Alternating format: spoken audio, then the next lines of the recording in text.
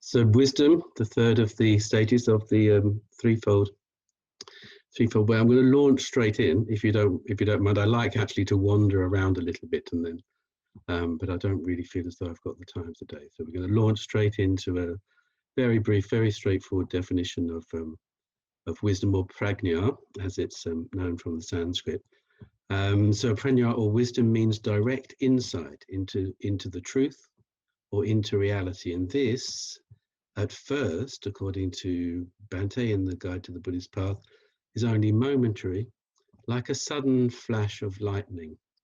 So I think probably many of us have had little flashes where suddenly reality has shifted a little bit, and we get a little bit of an insight into what's kind of beyond all the thinking, isn't it? And it may only last a few seconds, but these are very valuable to us, I think, because they kind of give us a sense, which we couldn't otherwise describe, of what it is that really we aspire to. Bhante goes a little bit further in another definition in the survey. He says wisdom proper, which suggests also that there might be some improper wisdom, which I'm very interested about and which I will come back to a little bit later. But the proper sort, he says, is direct, non-conceptual apprehension of transcendental reality. So again, we're getting the sense that beyond the way that we perceive at the moment, there's something else. And I'm not going to be able to tell you what that is, but the talk is not about the thing itself; it's about the path to the thing. So what we can glean from this is that, in a way, it seems to me that there's something preventing us from seeing this reality. Otherwise, we would already be wise. We would already be seeing transcendental reality, and yet the presumption is that it's not that straightforward. So what I'm going to do is just to look a little bit at some of the things that might be preventing us from getting this direct insight into truth or into reality, before I say a little bit more about the qualities of that reality itself. Now, different schools describe this thing that prevents us in different ways. They've got different methods of dealing with it. But I'm going to collapse them all into one and say that largely the problem is me and you. It's the self. It's the very same ego that Sthiranāga was talking about when he was talking about the precepts. The thing that just takes you off into those places at the drop of a hat. You thought you'd stopped visiting, and yet there you are back there again. And what I'm going to suggest is there are certain propositions of this mind and certain propositions of this ego, if you like, this self, which are diametrically opposed to actually seeing things as they really are. Okay, I'm not claiming that this is a comprehensive list. This is just a few that I wrote down. So one proposition might be, for example, that I and other things are entirely distinct from each other. There's me, and then there's the rest of the world. Yeah, we might even say, I haven't got this one written down, but in a way where me and the rest of the world are competing for finite things. So we're in competition with each other. I have an enduring self, independent of the things around me, and this self is inside me somewhere. Yeah, I carry it around. It's exclusive. It's me. You haven't got it, so you haven't got what's inside me, so therefore whatever it is myself. Yeah. You might also propose it's best to understand largely the world in terms of how it affects yourself, as that's the most important thing. Yeah, it's all sounding terribly familiar, I think. I would suggest. Yeah. Another proposition of the self might be, I'm not the same as other people. Yeah. Another proposition might be, I'm better than other people. Another proposition might be that I'm worse than other people. It's still the ego, of course, isn't it? Yeah, it still is the ego. But hey, just in reverse. things will make me happy as a proposition: job, partner, family, house, car, holidays. You're going to be miserable at the moment if you wait for your happiness in terms of holidays. Things tend to last. It's another proposition. Another one is, I'm the sort of person that does this sort of thing, but I'm not the sort of person that does that sort of thing, or I'm never going to change. That's what I'm like, and so on and so forth. And these are all expressions of a self trying to assert itself, trying to find things in the external world which kind of support the view from the inside. Now, the problem for us, when we look at the world, that ego self looks at the world in that self-referential way, is the world tends to appear to revolve around us. And it doesn't. It just doesn't. That's a bit of a problem, isn't it? If it doesn't, then what will happen? It will create unsatisfactoriness. We will be unhappy. But hey, the talk's not about happiness. The talk's about wisdom. So we'll carry on. So there are a number of ways. Let's stop there then. I'm suggesting then that there are certain propositions of the ego or the self which creates in the mind certain contradictions, if you like, between the way we sense the world operates and the way that it actually does. So then to move on to say, well, how does the world operate? I mean, what is it that I'm supposed to be getting an insight into, Srikirti? And I think there are a number of different ways you can do this. You can do this through the three poisons. You can say, well, you can't see reality because of greed, hatred, and delusion. You can do it through the five skandhas, the list of things, the description, really, the process of us clinging to things. But it's probably easiest to do it in terms of the three lakshanas, the three marks or qualities of things this side of enlightenment. And I'm guessing that most of you know that they are impermanence, insubstantiality, and unsatisfactoriness. So now the impermanent thing, it obviously contradicts the proposition that things tend to last. It contradicts also a lot of our, if you like, our behavior in terms of clinging or attaching to things, material things, and then being rather upset when they don't last in the way that we'd like. But we know things arise in dependence on conditions, so that's really the meaning of why things become insubstantial. I haven't actually got a real self inside. I've just spent the last week looking for it online with Silanatha, and he told me I didn't have one, and he was absolutely right. So I can vouch for that one. And of course, on the basis of the first two, the third must be true, that things will be unsatisfactory. It is the nature of things. So when I say things tends to last, that things will make me happy, that I have an enduring independent self, none of those things are actually true. They are, and by not true, I mean they are not in accordance with reality. Going back to my definition,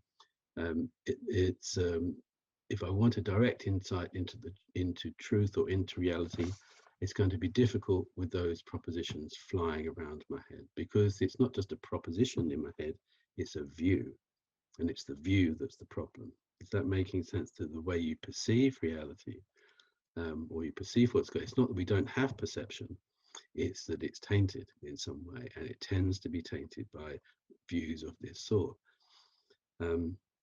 I'll very quickly give you an example of this. I don't want you to talk about this in groups, because you'll get distracted by it. But from a political point of view, if you are right wing, and I'll keep using these terms even though actually they're a bit out of fashion now, you view people by nature as being competitive, and therefore you quite like markets, capitalism, and capitalists. That's the nature of the thing.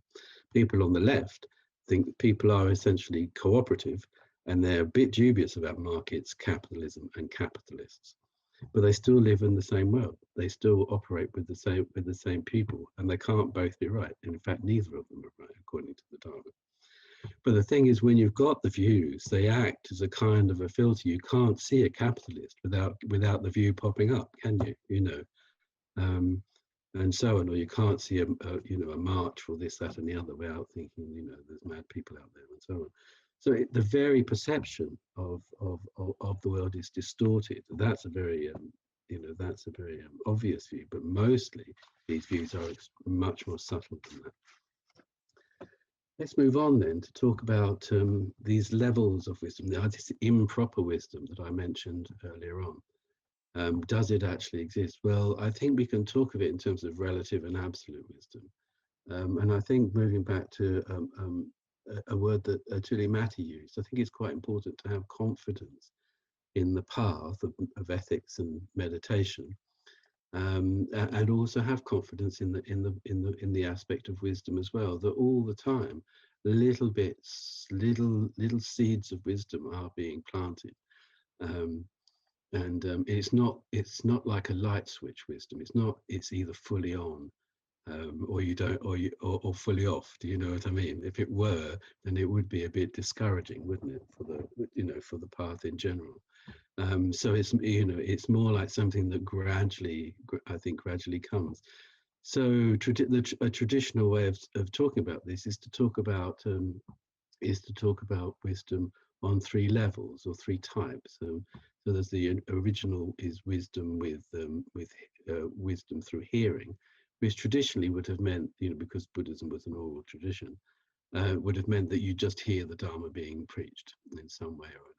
And today, we would be able to include things like podcasts and books and so on, where you get it very straightforwardly. But the important thing is that I think that it begins to dilute the reality that you have.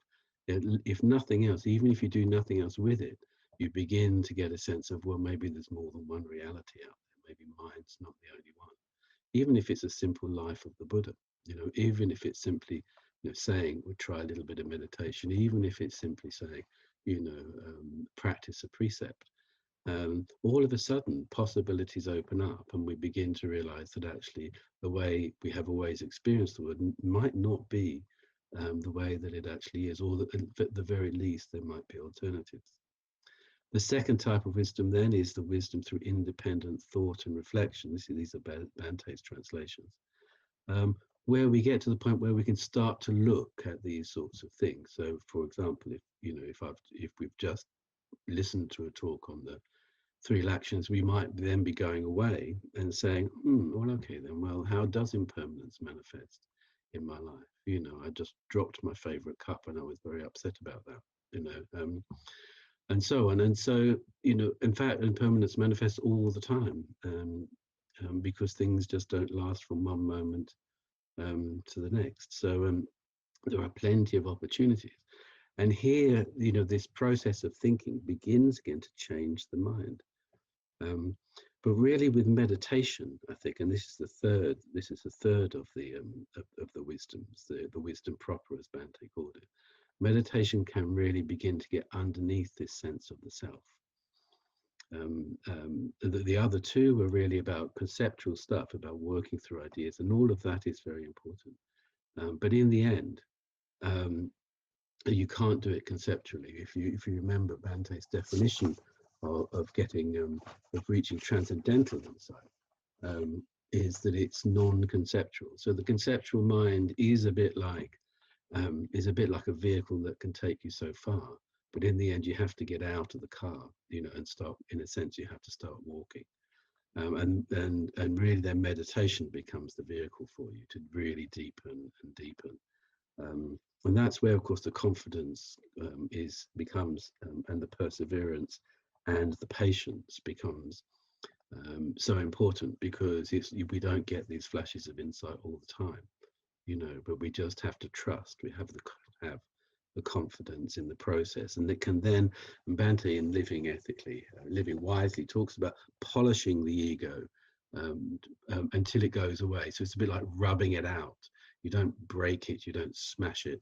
The self kind of disappears with all the acts of kindness and selflessness and all the meditation and all the ethical practice. And gradually, sort of the taints disappear. From the last point then, from the point of view of practice, one warning, the warning on spiritual materialism, it is quite easy. It is quite easy to replace oneself with another. You know, Bhante warns explicitly about this um, in Living Wisely, and he's right, because you can lose the self that's that's so good at this, that, and the other, but you can replace it with the great meditator, yeah, or you can replace it with the ultra ethical superhuman person, or you can replace the old self with one that's sure that they're always right. I've got a list here that I wrote down. They probably all apply to me, actually. That's why they came to mind. Sure, they're always right. The self that stops listening to other people, the self that engages in self-promotion. And all you've really done on that basis then is to replace that old self with a Buddhist self. But actually, it's still the self. Does that make sense? That still has to be, in a way, let go of. And this is the process, isn't it? The active process is one of always letting go, but always trusting, always having confidence in the path, and in each other. You know, so keep good company, practice your ethics, get on your cushions, and all will be well. Thank you very much.